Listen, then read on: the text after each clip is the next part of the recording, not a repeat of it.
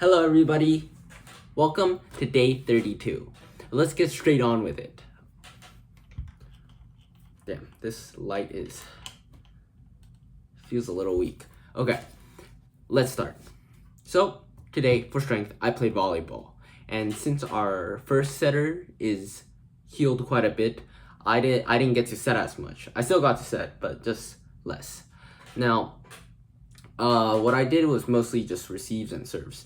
Now, obviously it kind of sucked, but I used this opportunity, right? Like, how can I read the opponent's setter, right? Because I literally had nothing else to think about. I had to receive the ball. What was part of this?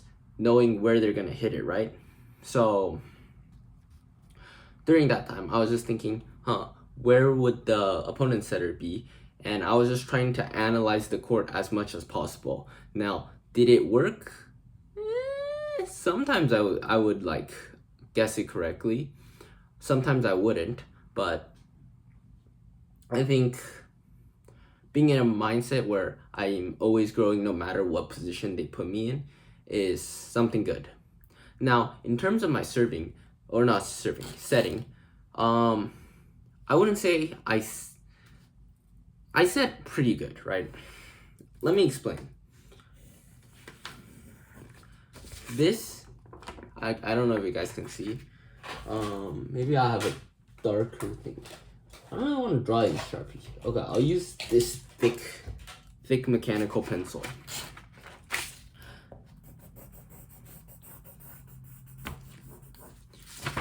This is the net, right?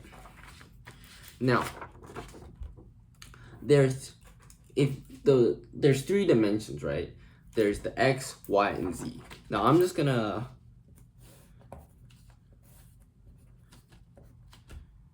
okay, so I can't really draw the Z-axis, the like height, but as you can see, there's the X, Y, and Z.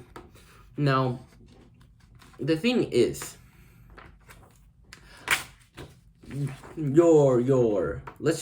your X-axis kind of matters, but it's very lenient, right?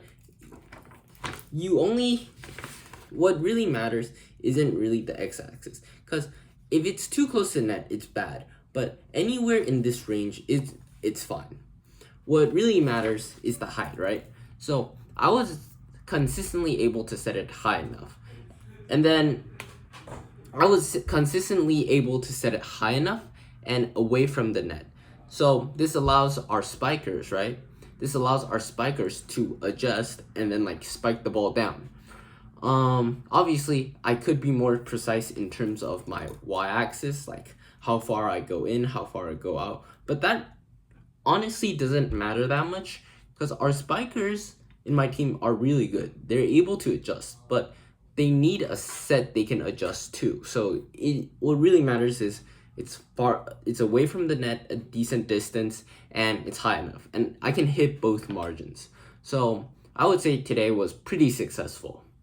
Now, in terms of intelligence, today obviously I got to school. I already explained why that doesn't really count, but it doesn't really count. What I did for intelligence today is I worked on my personal statement, right? Something about my personal statement is I'll just be talking more about what I wrote for my personal statement. So for my personal statement, mainly it's just talking about how I want to discover more of the world, and that's why I want to join the summer program.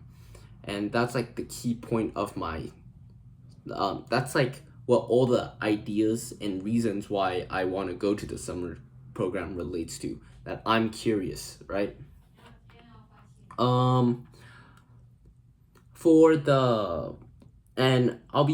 Yesterday I said that I will lock in and do APMCQ questions, and I'll be completely honest, I think 20 chem questions and 10 CSA questions is too much. Did I do it today yet? I did a little. I truly think it's too much. Now I will adjust it. I'm gonna adjust it to something I think more reasonable. I think CSA being around 10 questions is fine, but Chem, there's some questions that take a lot of analyzing to do, because the bulk of the time really isn't doing the questions, it's analyzing what I did wrong and solving that issue, right? So I think 20 questions is too much for chemistry.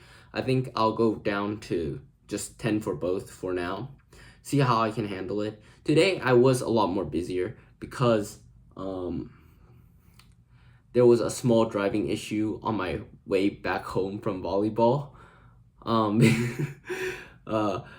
But yeah, I think it's slightly too much, and I'm gonna adjust accordingly.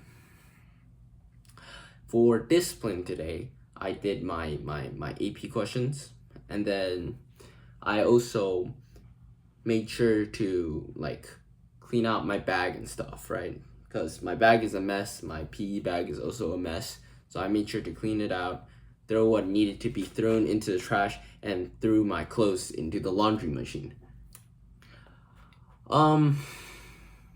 So for today's fun topic, we are doing a bear list. What is a bear list?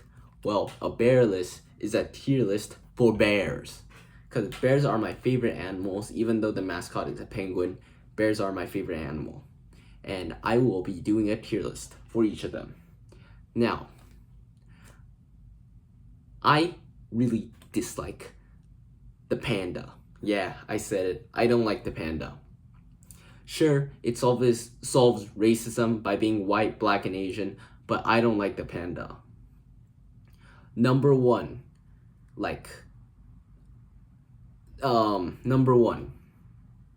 they're hella useless.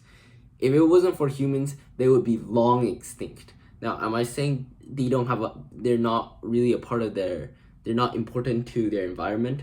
No, they are important, but they're also useless as hell. I think they deserve to go extinct. They're like, how should I put this? They give bears a bad name.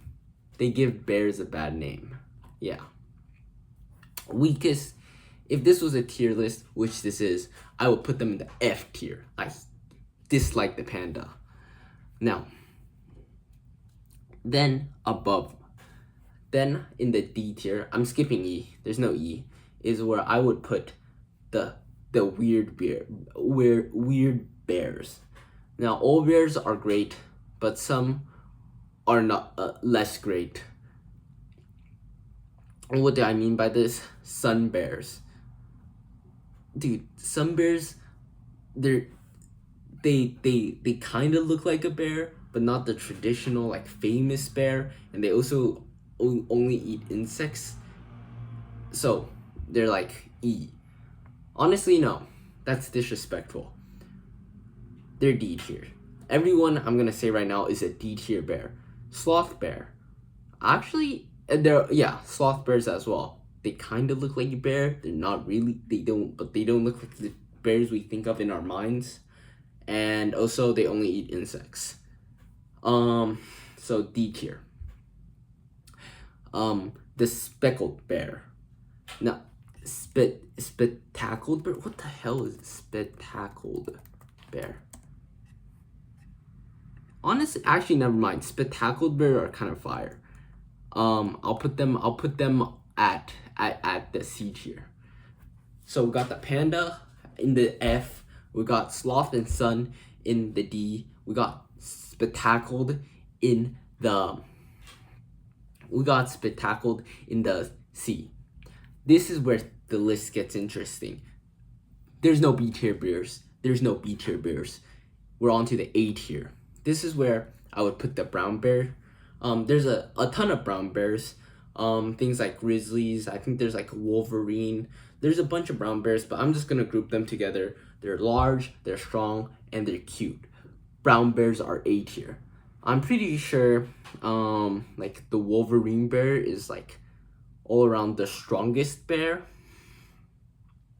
except for like the already extinct really strong cave bears. But right now, apparently, I'm pretty sure the wolverine bears are the strongest. So they're brown bears as a whole is A tier.